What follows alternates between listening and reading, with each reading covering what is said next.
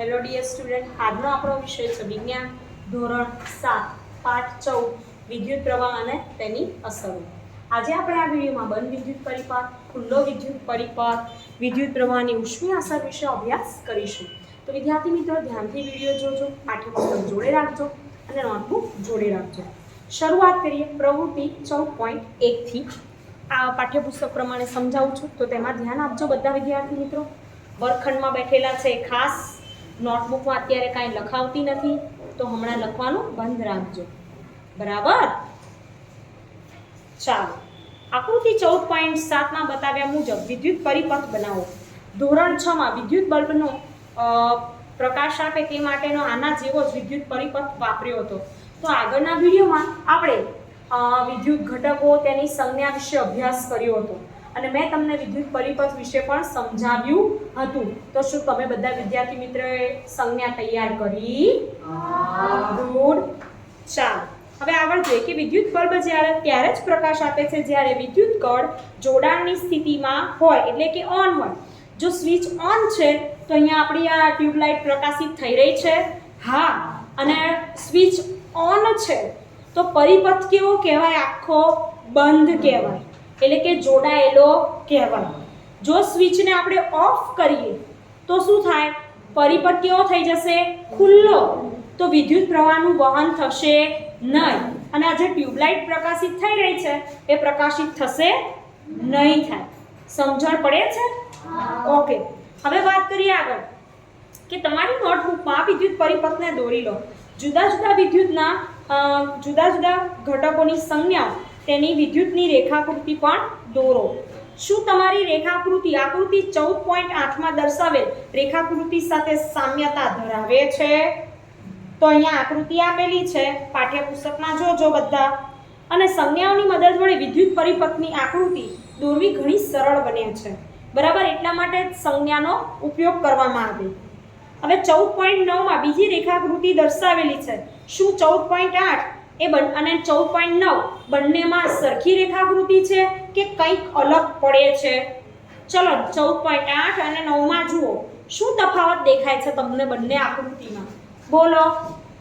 14.8 માં તેના જોડાયેલા છે અને 14.9 માં તેના જોડાણ જુદા. બરાબર. એટલે કે 14.8 છે કેવો પરિપથ છે? બંધ, આખો કનેક્ટેડ. 14.9 છે કેવો છે? ખુલ્લો, બરાબર? તો એમાં તમને બીજું શું જોવા મળ્યું? જુઓ, જોડાણની સ્થિતિ ઓન અને ઓફ ની છે. એ બંનેની સંજ્ઞા તમને દેખાય છે અલગ અલગ? હા કે ના? એ સિવાય શું જોવા મળ્યું? આર્યા બોલો. Very good.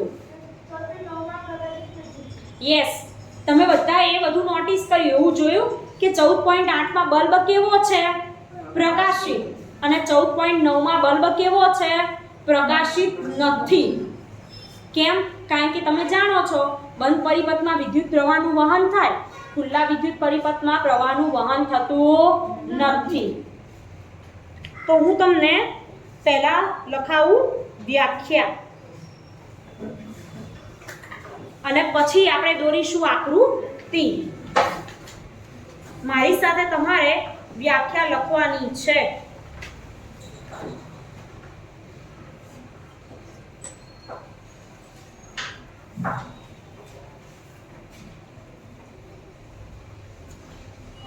જ્યારે વિદ્યુત કળ જોડાણની અવસ્થામાં હોય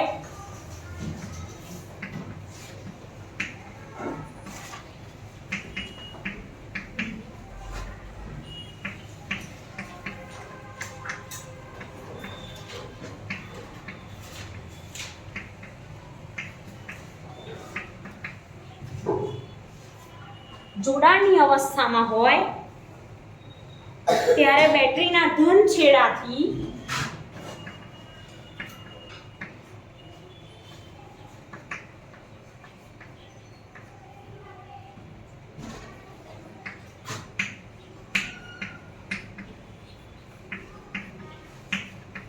ઋણ છેડા, ધન છેડાથી ઋણ છેડા સુધીનો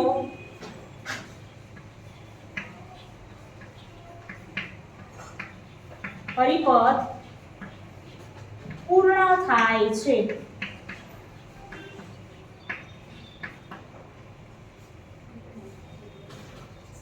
થાય છે ને પૂર્ણ. આવા પરિપથને બંધ પરિપથ કહે છે.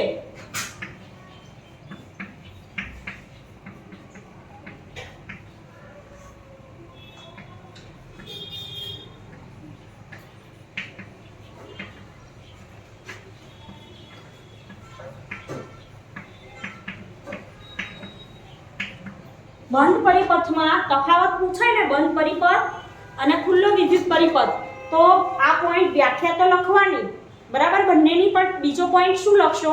તો બંધ પરિપથમાં વિદ્યુત પ્રવાહનું વહન થાય છે, ખુલ્લા પરિપથમાં વિદ્યુત પ્રવાહનું વહન થતું નથી. તફાવત પણ પૂછાઈ શકે.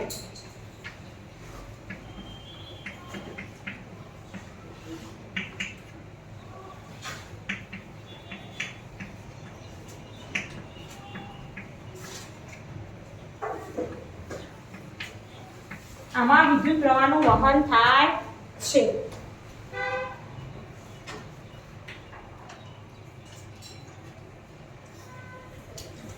લખ્યું? લખાઈ જાય એટલે આપણે આકૃતિ દોરીએ.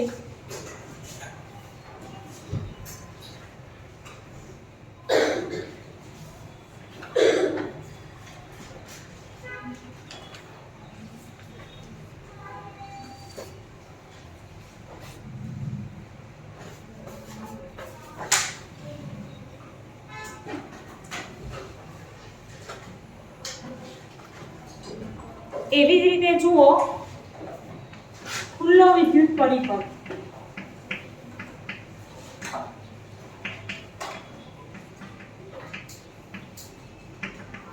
વ્યાખ્યા લખીશું પછી આકૃતિ કરાવ કે જ્યારે સ્વિચ ખુલ્લી અવસ્થામાં હોય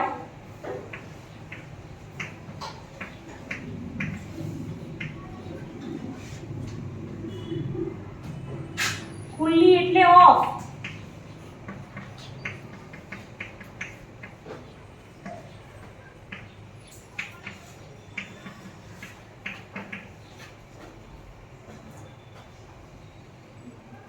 ત્યારે પરિપથ પૂર્ણ થતો નથી.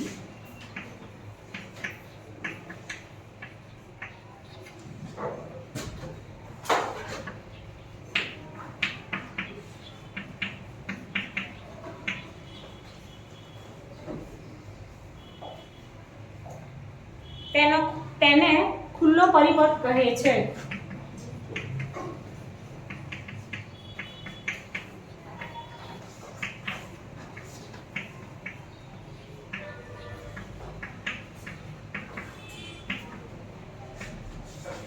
રાઈટ. હવે ખુલ્લા વિદ્યુત પરિપથમાં વિદ્યુત પ્રવાહનું વહન થશે કે નહીં થાય?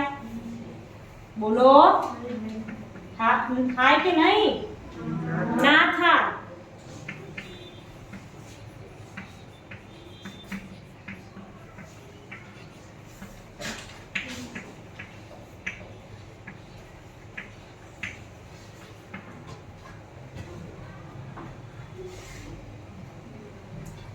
ચલો હવે આકૃતિ.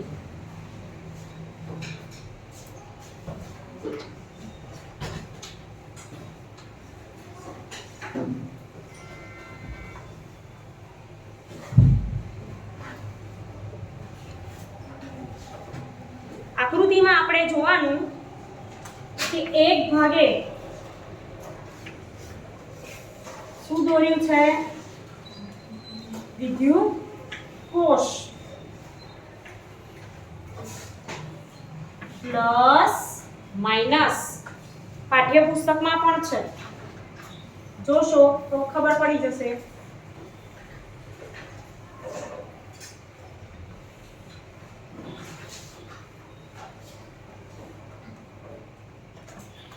અને અહીંયા દોર્યો છે બલ્બ. બલ્બ કેવો છે? પ્રકાશિત થાય તેવો. દેખાય છે? તમે વ્યવસ્થિત દોરજો. સરસ મજાની આકૃતિ.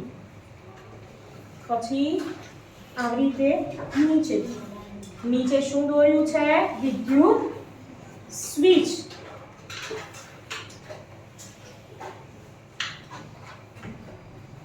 તમારે વિદ્યુત સ્વિચ દોરવાની છે.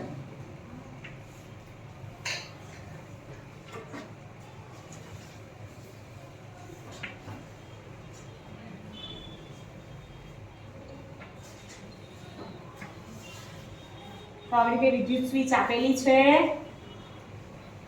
દોરેલી હા કે ના? ઓકે. તો આ કેવી પરિપથ કહેવાય? બંધ વિદ્યુત પરિપથ. હવે આ બંધ હતા. ઓકે. હવે આપણે જોઈએ આગળ બીજી આકૃતિ.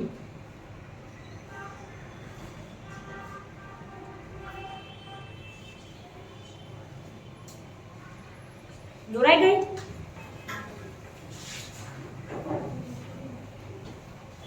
પાઠ્યપુસ્તકમાં પણ છે એટલે વાંધો નહીં આવે. હવે ખુલ્લા વિદ્યુત પરિપથની દોરાવું છું આકૃતિ, તો એ દોરજો.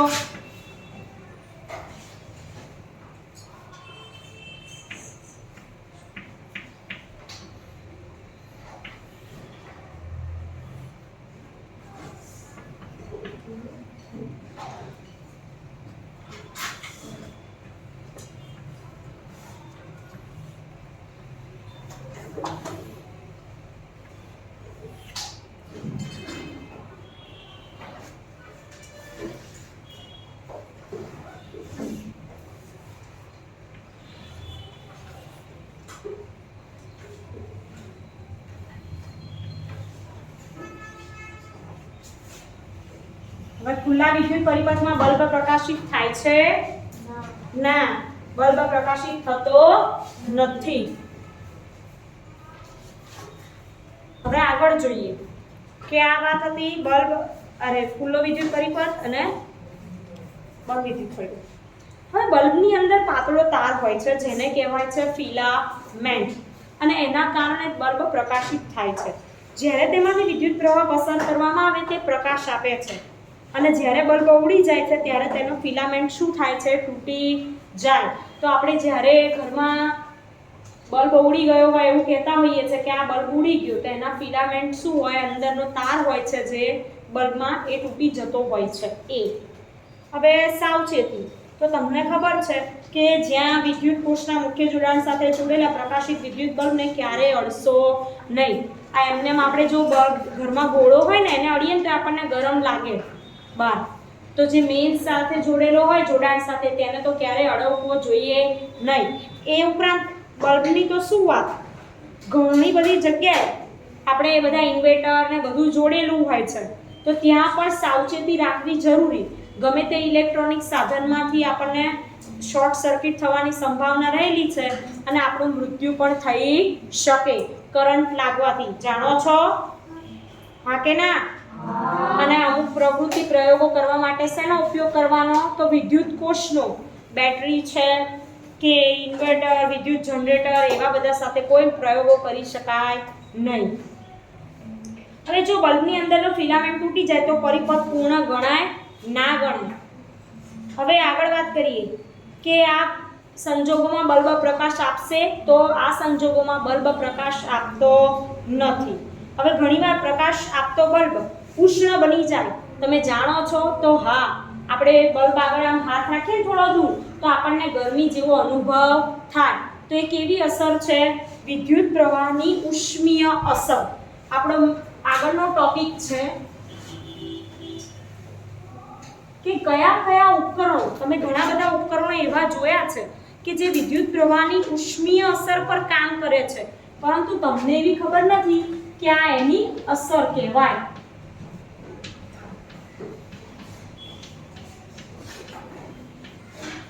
રોજિંદા જીવનમાં કંઈ પણ કાર્ય આપણે કરતા હોઈએ એ બધામાં વિજ્ઞાન હોય છે.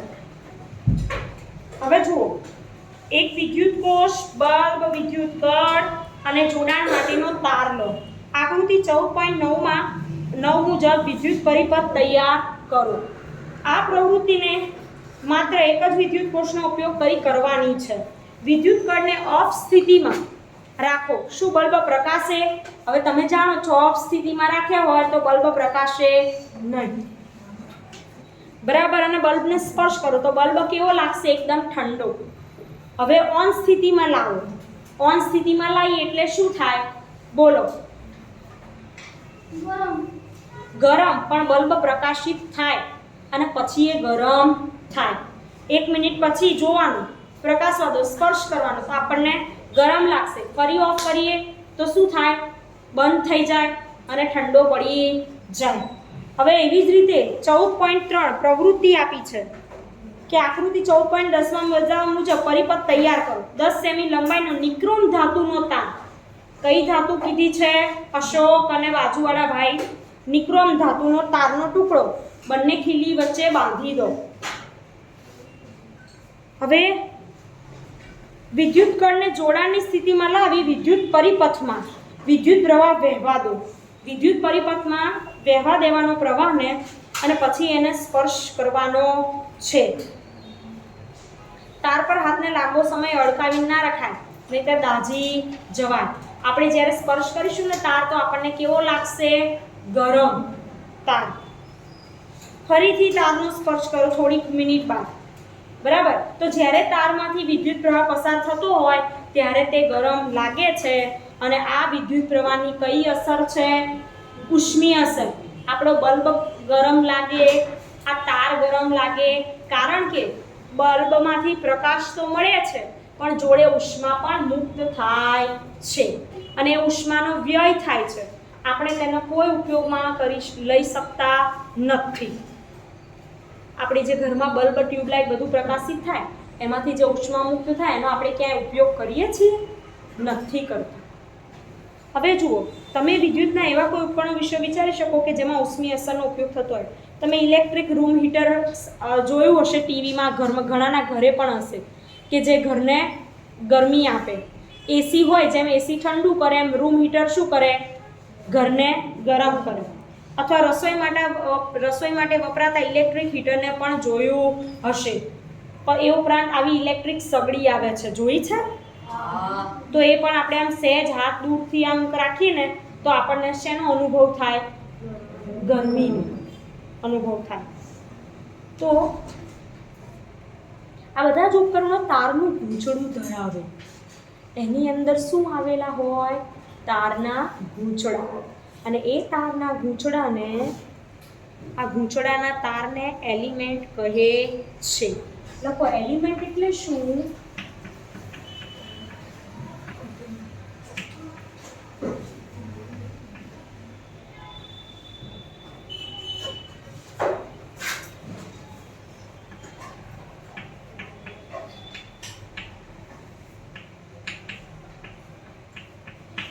અમુક ઉપકરણો તારનું ગૂંચળું ધરાવે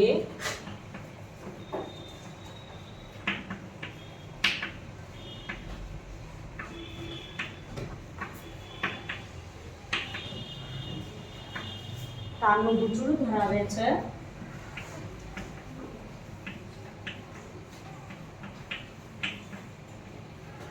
ગૂંચળાના તારને